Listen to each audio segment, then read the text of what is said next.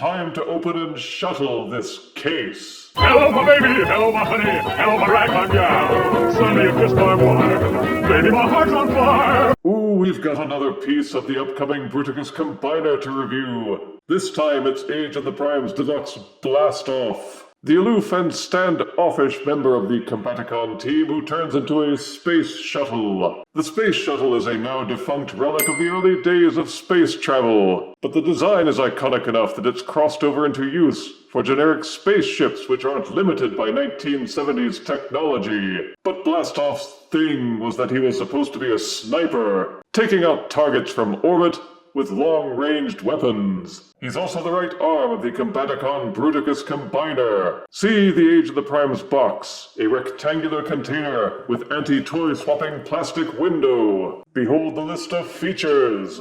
The character art, with golden Prime statues on the side panel. Check out the studio shots of both modes on the back, and hearken to their orders to collect and combine. See the Bruticus teaser art on the other side and dream of what may one day be. Now let's get Blast Off out of this box and blast off this review. Out of box, Age of the Prime's Deluxe Blast Off comes with his instruction booklet and a matching pair of plastic brown blaster accessories. And this is Blast Off in his alt mode, shaped similarly to the NASA Space Shuttle with a tapered nose cone, an elongated cargo section, and 3 dinky wings near the back towards the engine thrusters. It may not look like much of a spaceship.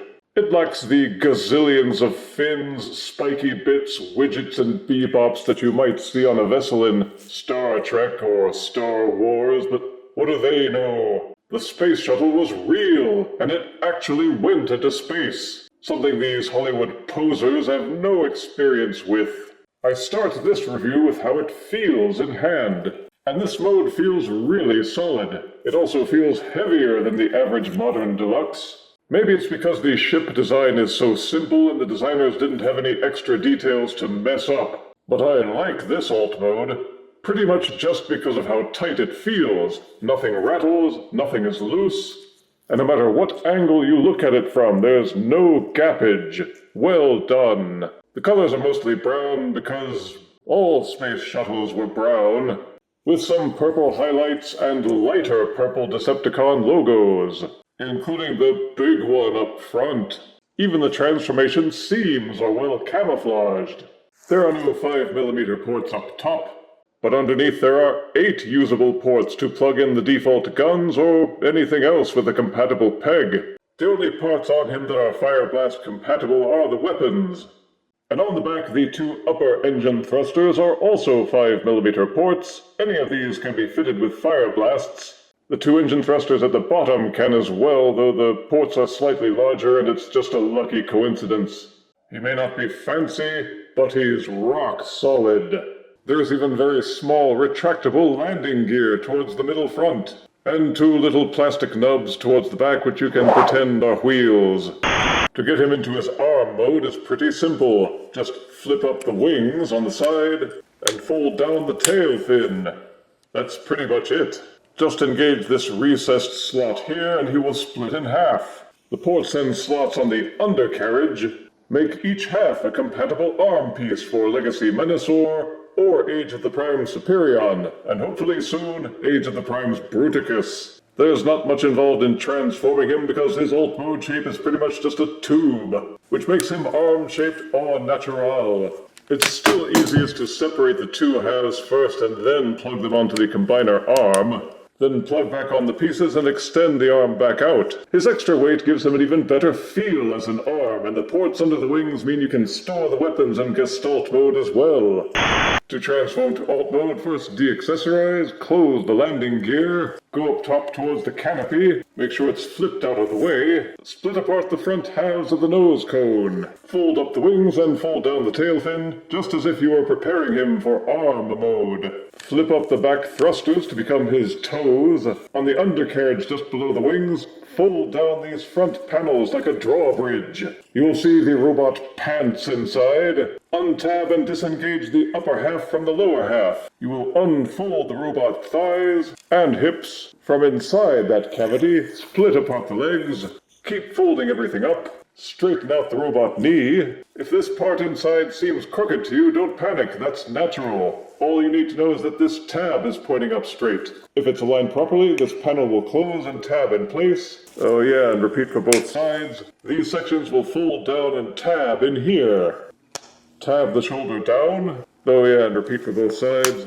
Then it's just a matter of angling down the arms, rotating the shoulders so that the elbows are pointed forward. Then take the front of the nose cone and flip it until the robot fists are pointing forward. The robot head is recessed in here. There's a hinged panel back in here that rotates the whole assembly up. Rotate the robot head so it's pointing forward.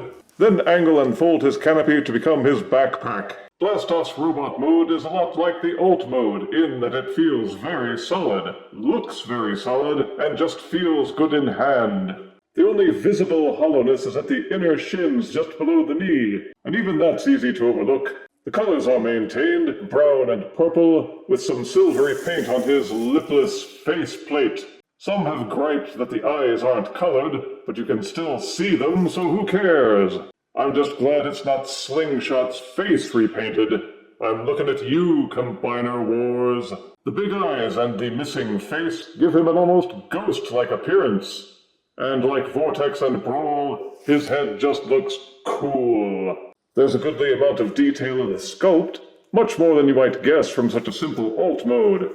There is greebling, ridges, and bebops aplenty for those who like some visual dimension with their figures. You can plug 5mm peg accessories into the hands, the fronts of the shins, the fronts of the toes, the sides of the shins, and the sides of the arms. Though not necessarily in that order. There are plenty of options to customize with his default weapons or any compatible accessory you wish.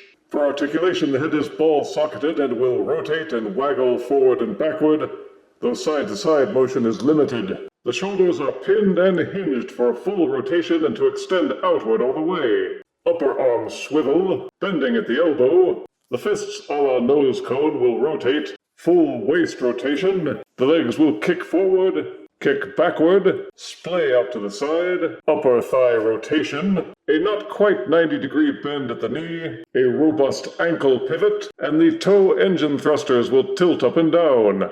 He's stable on his feet, with a little more head movement, a full forward tilt on the feet, and an ab crunch, and you would have masterpiece-level posability in a deluxe-sized package.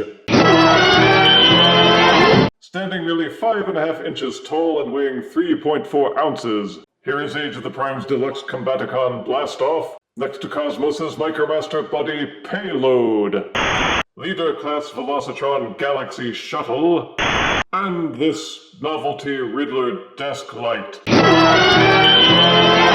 So far, the Age of the Prime's Combaticons have been nailing it. Blastoff joins the ranks as yet another member of the Combaticon team that's just good. Granted, this is Hasbro we're talking about, and it's possible they may stumble at the finish line with Onslaught and Swindle, but I sure hope not. Legacy Venusaur and Age of the Prime Superion were both good, but they had some issues with repainted figures and a leg setup that killed them into less than perfect status. But all signs indicate that Bruticus may turn out better. As for Blastoff as a standalone figure, positives are good materials, good detailing, good colors, an easy, effective transformation, and very conventional articulation. He feels like he'll be a solid arm component for the Combiner, and you can test it yourself if you have Silverbolt, because they're compatible. There are customization options and landing gear, sort of. Negatives are that some may think the transformation is too simple. They may whine about the unpainted eyes, or the odd tapered robot hands. But these are really minor complaints from a space shuttle figure that's truly stellar. And I give Age of the Prime's Deluxe Blast Off 9 out of 10 deaths. I wouldn't want to be seen by anyone I know in this get-up. If you refuse me, honey, you lose me, then you'll be left alone, oh baby. Tell them all, and tell me I'm your own.